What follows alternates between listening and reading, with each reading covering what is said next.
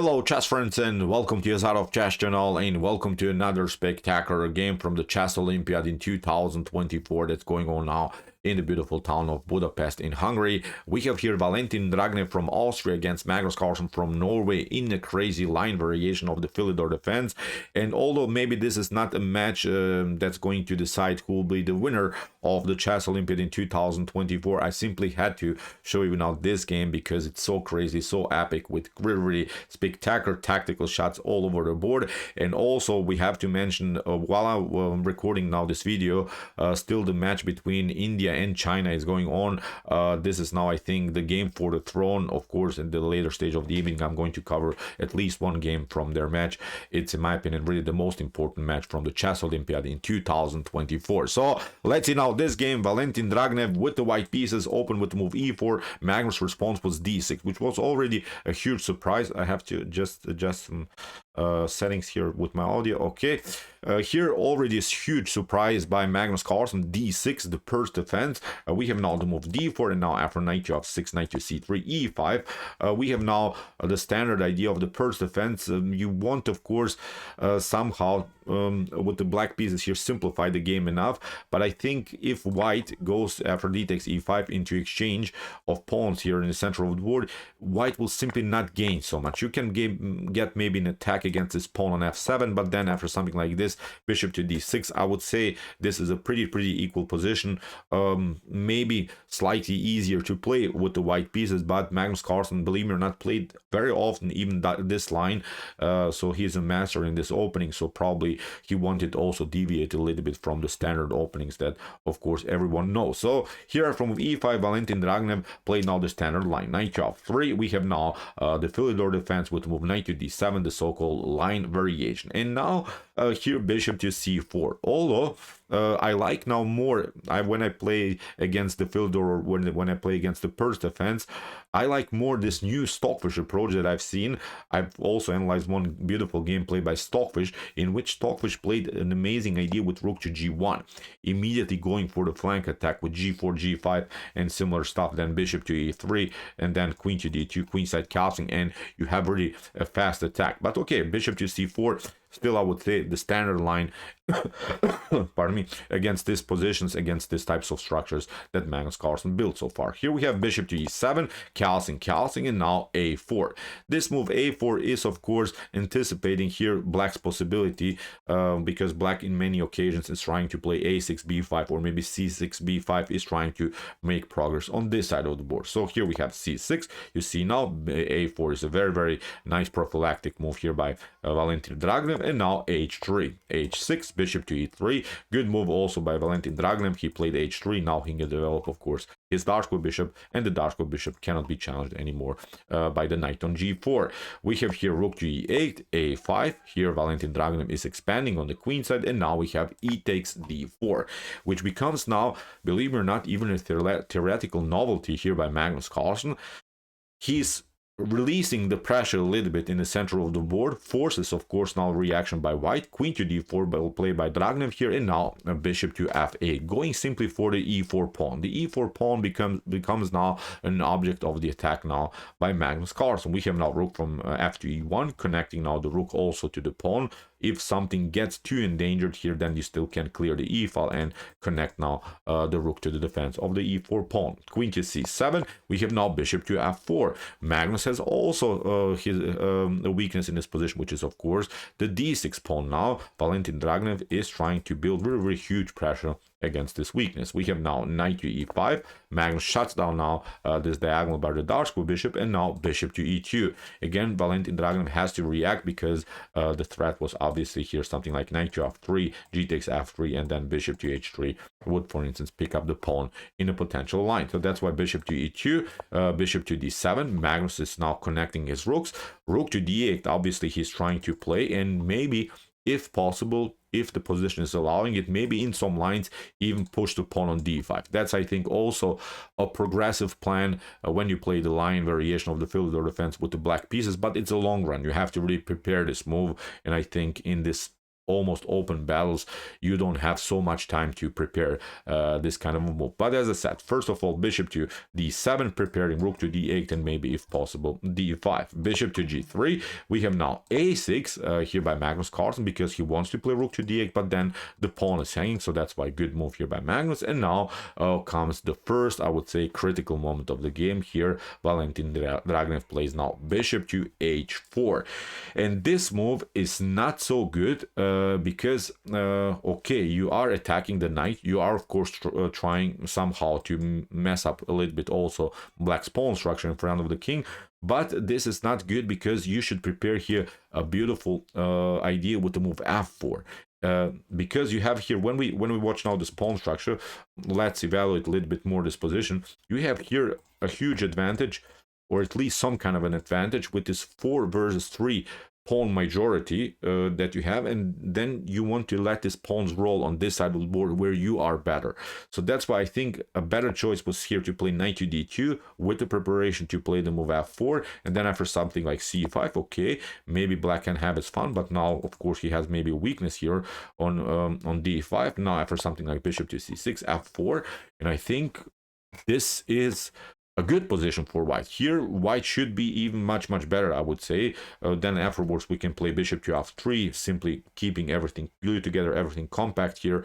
And I think the pawns are rolling. In one moment Magnus will have to make a huge decision how to stop this pawn storm that's coming on the king side. So bishop to h4, not really the optimal plan here by Valentin Dragnev. So here Magnus continues with rook to e6, connects now simply the rook to his knight. We have now knight to e5, and now rook to e5, a good move again by Magnus, going for the a5 pawn. So now Valentin Dragnev has to play b4. If you play f4, of course, we'll simply pick up the pawn, and black should be much better here. So that's why for b4 we have now rook to e8. Magnus continues now the pressure against this weak pawn on e4, and now comes another critical moment of the game. Here Valentin Dragnev played a bad bishop to g3.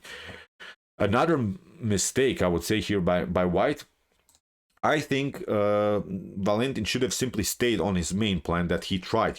He tried to mess up somehow the pawn structure in front of black's king. So why won't you continue to play like this? Because after, okay, g takes f6, the position is still about equal. Probably black has some options with the move f5, but still you can play f3 or bishop to f3 or bishop to d3. So you maybe somehow defend this position, but at least you provoked some strategic weaknesses in black's camp. But bishop to g3 is simply too slow, because Magnus plays now a beautiful counterattack with the move c5, attacks the queen, queen drops back, and now another brilliant follow by Magnus.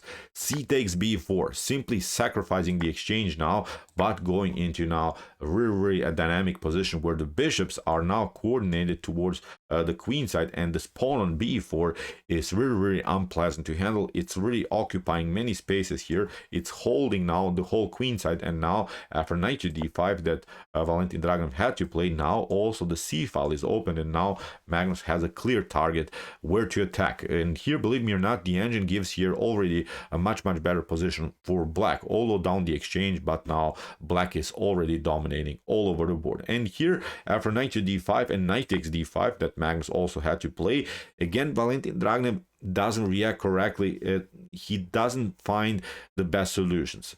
Here he played e takes d5, and this move is not good, because suddenly the main strength that you had in the position in the beginning against the Philidor defense, the pawn majority that we have talked about, this 4 versus 3 situation on the king side, now suddenly black has this kind of an advantage. Now black has here the opportunity to push the pawns here 1 2 3 4 against these 3 pawns. Now suddenly the pawns are rolling in black's favor here in the on the king side. Really not a good move. A better choice was to play queen to d5, at least keeping some kind of a symmetrical structure here, not allowing any progress here on this side of the board. Obviously you probably will be kicked away by the bishop with e6, but then you drop back, and okay, you're maybe holding the position. Still very complicated, I would say, also to play the position for black, because after potential battery on the c file, still black has maybe a good defensive resource with bishop to d3 and can maybe hold this position. So as I said, e takes d5 allows here Magnus Carlsen to create a new and balanced position now on the queen side, but also on the king side. Now the position, I would say, for white is a little bit too stretched. Now white has to worry on both sides of the board. So here, after e takes d5, e4, bishop to g4, and now f5. And you see now the pawns are rolling. We have now bishop to h5, rook to c8. Magnus goes for the weakness, and now d6.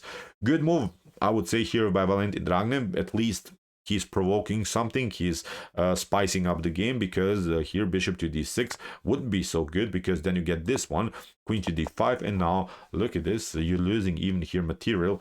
You have to step back somewhere with the bishop. You can maybe just prolong the attack. King to h2, g3, we can lock out the bishop. So very, very messy position. Or if you try here queen to d6, then we pick up this one, attack. You have to play rook to c6, and now g4.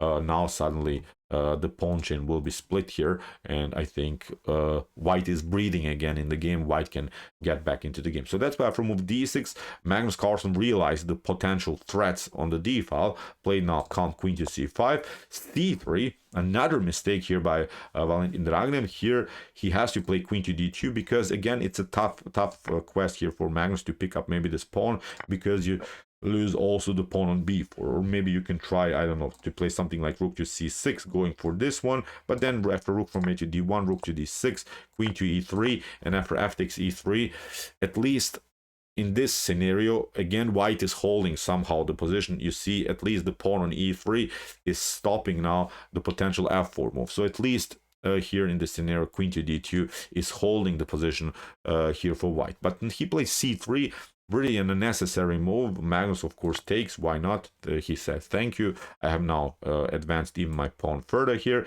We have now queen to b3. Probably Valentin Dragnev calculated everything here, and he tried this check in order to grab this pawn on b7. But now, believe me or not, now Magnus doesn't react correctly. He plays now the move queen to c4.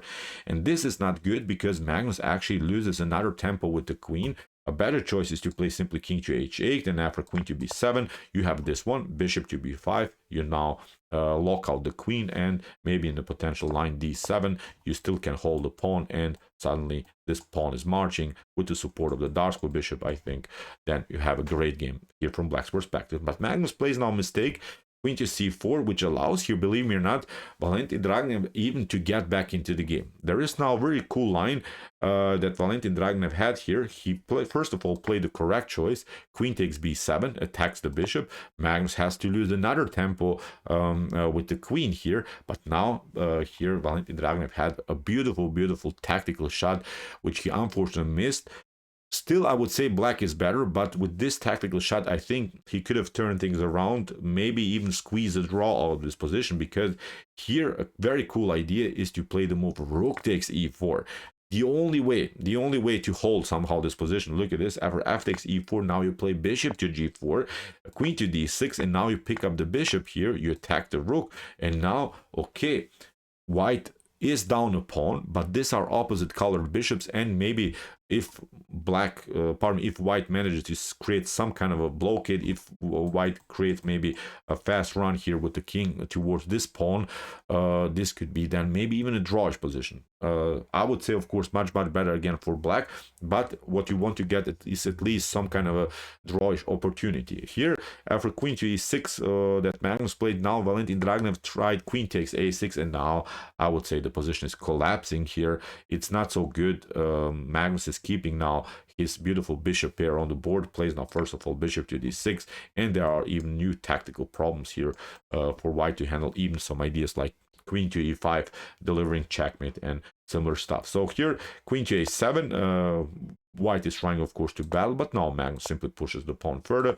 Bishop to f4 supports simply the potential progress here, especially around of course c1. So now in the worst case scenario, I think Magnus will get the exchange back and still continue, of course, in a much better position. But Magnus is Magnus. Magnus is playing, of course, always the correct choices here. We have now queen to b7 by Valentin Dragnev, and now rook to b8. Again, a good move here by Magnus, because if you promote here immediately to c1, this is not good, because black will simply give up here the rook even, but now we'll simply push the pawn further and we'll actually get out of this mess. So it's not also, as I said, easy for black to make anything here. So that's why for queen to b7, rook to b8 here by Magnus, the correct choice, queen to a7, and now queen to d6, going for the h2 weakness, and now also supporting simply here the attack in the center of the board. Bishop to e2, bishop to e6, Magnus improves simply the pieces, and now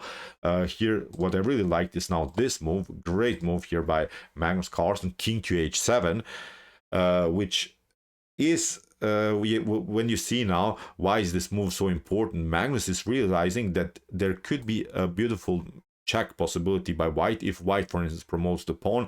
And this move is so important because of now of this tactical sequence that will happen. King to h7, brilliant move here by Magnus. Look at this, after rook from e to c1, Valentin Dragnev is saying, okay, I'll get now my rook back, I'll give you back material, but at least I'm holding maybe this pawn, and I have myself here a dangerous passer. But now Magnus plays bishop to c1, we have now rook to c1, and you see now why this also rook to b8 move was important. Now beautiful move here by Magnus, rook to b1.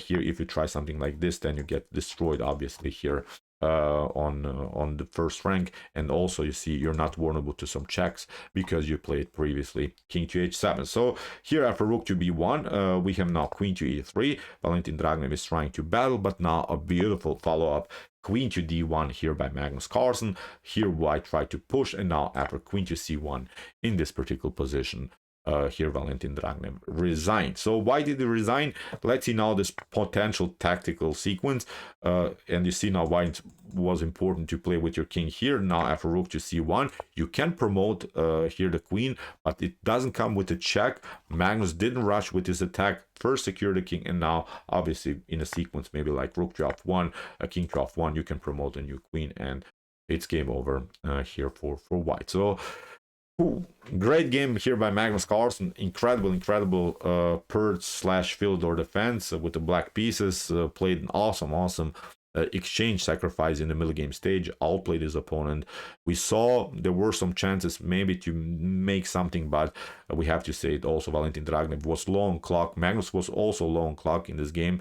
About 6-5 minutes he still had on his clock. So it was really actually a tense battle. Magnus gave his best here and had a deserved win today in the Chess Olympiad in 2024. So okay, I hope that you enjoyed this game. I really enjoyed it a lot, the interesting ideas of the Philidor defense. If you want to see some other games that we have covered here from this event, check out the beautiful path of Arjun Ergaisi, where he gained 6 points out of the first 6 rounds that he played in this event. And if you like this content, hit the subscribe button. See you soon with some more videos, and what do we say in the end? Chess is the best, of course.